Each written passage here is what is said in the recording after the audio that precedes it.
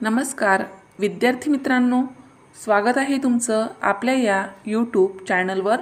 तुम्ही जर या चॅनलवर नवीन असाल तर सबस्क्राइब करायला विसरू नका। आज आपण पाहणार आहोत वर्ग 9वी विषय भूगोल प्रथम घटक चाचणी 2025-2026 संपूर्ण प्रश्नपत्रिका आपण उत्तरासहित अभ्यासणार आहोत। चला तर मग सुरुवात करूया। त्यामध्ये पहिला प्रश्न आहे कंसात दिलेल्या पर्यायापैकी योग्य पर्याय निवडून वाक्य पूर्ण करा। गुण आहेत तीन विधानं दिली आहेत। तर पहिलं विधान आहे सममूल्य रेषांनी रिकामी जागा पद्धतीचे नकाशे तयार केले जातात। पर्याय टिंब, क्षेत्रगणी, समघनी। उत्तर आहे समघनी। सममूल्य रेषांनी समघनी पद्धतीचे नकाशे तयार केले जातात। दुसरं विधान आहे खालीलपैकी रिकामी जागा हा वली पर्वत आहे। पर्याय सातपुडा, हिमालय, ब्लॅक फॉरेस्ट। उत्तर आहे हिमालय।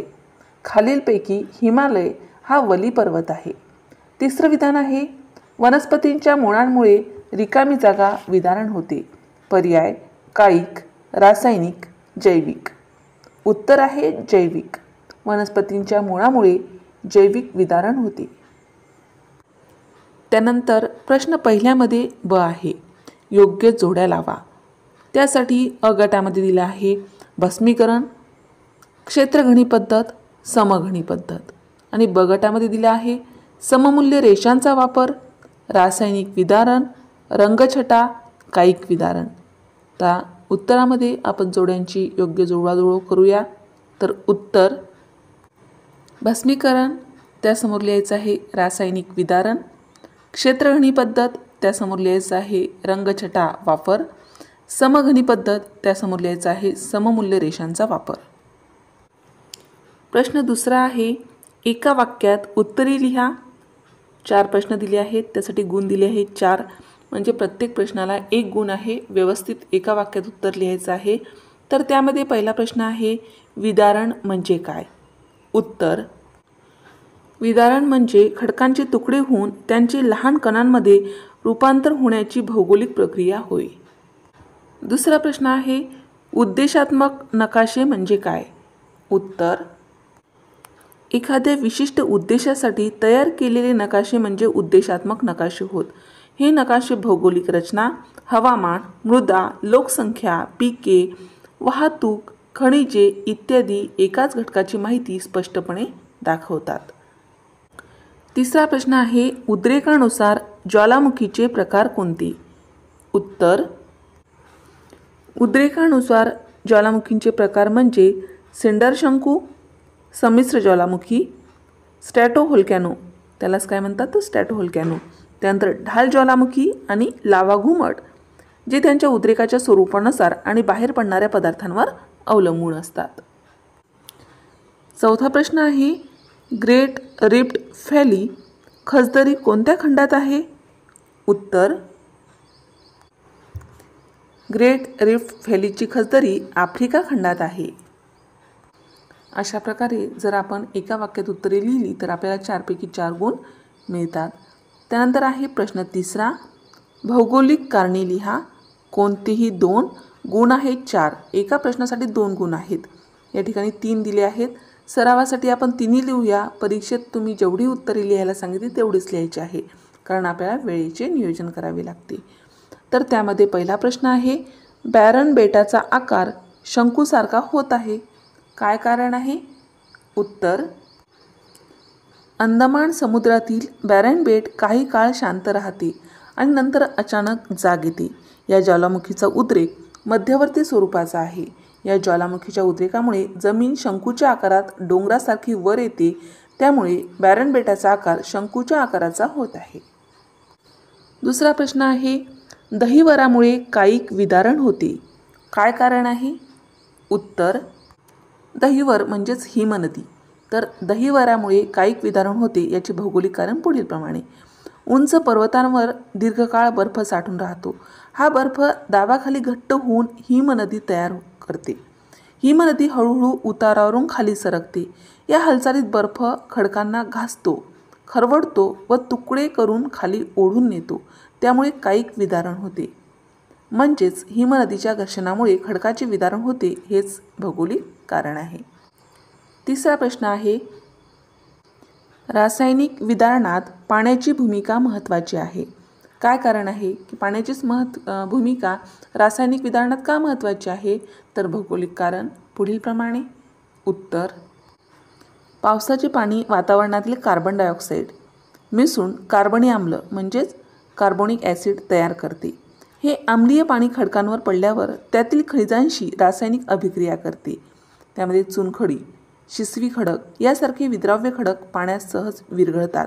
या प्रक्रियेमुळे खडकांचे रासायनिक विदारण होते.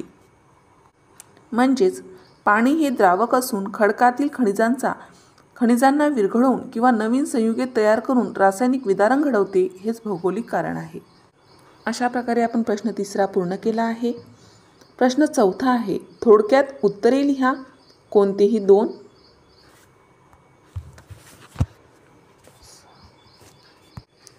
त्यामध्ये पहिला प्रश्न आहे, क्षेत्रभेटीला जाताना कोणकोणत्या वस्तू बरोबर घ्याव्यात?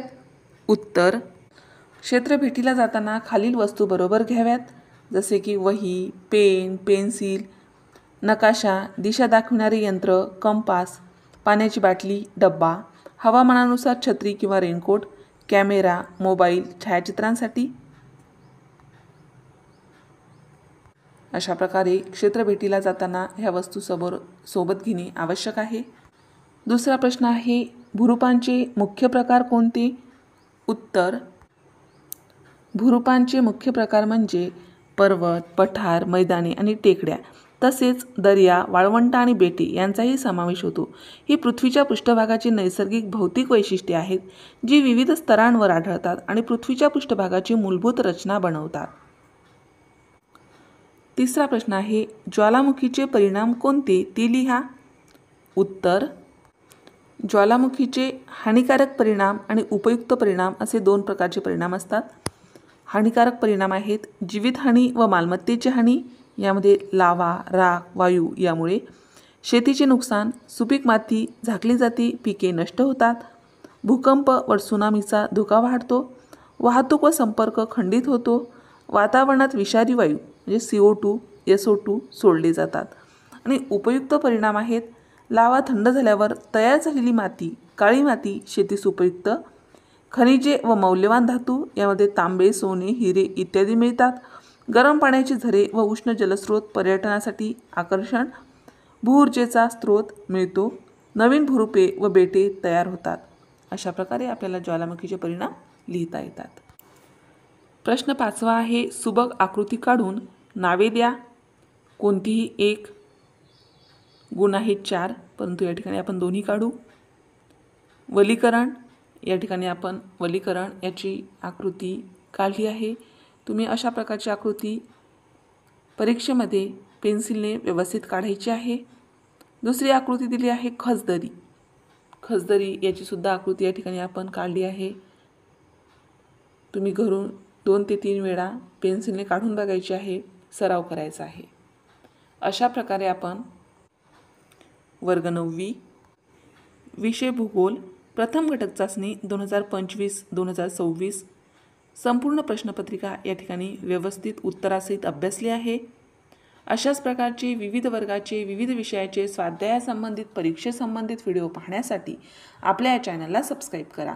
आम्ही बनवलेले सर्वच व्हिडिओ लवकरात लवकर तुमच्यापर्यंत पोहोचण्यासाठी बाजूला दिलेल्या बेल आयकॉन बटनवर क्लिक करा.